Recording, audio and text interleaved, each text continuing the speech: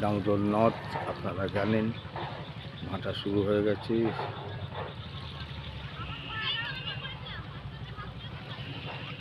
মাছ ধরার নৌকোটা ফিরে যাচ্ছে, স্রোতটা প্রচুর আছে।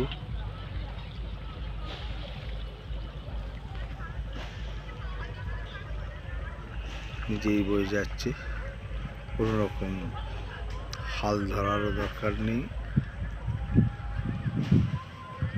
স্রোতের তেজে বেরিয়ে যাচ্ছে। উল্টো দিকে বিখ্যাত বৈজ্ঞানিক, ভারতের গর্ব আচার্য জগদীশ চন্দ্র বসু মহাশয়ের বাড়ি।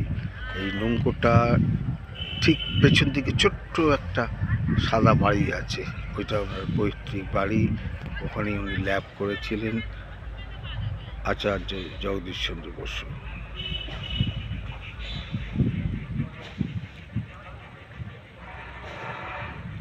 এই একটু ভুল বলেছে, এই যে সাদা বাড়িটা দেখা যাচ্ছে নৌকোটার ঠিক পেছনটা, হ্যাঁ একেবারে পেছনে।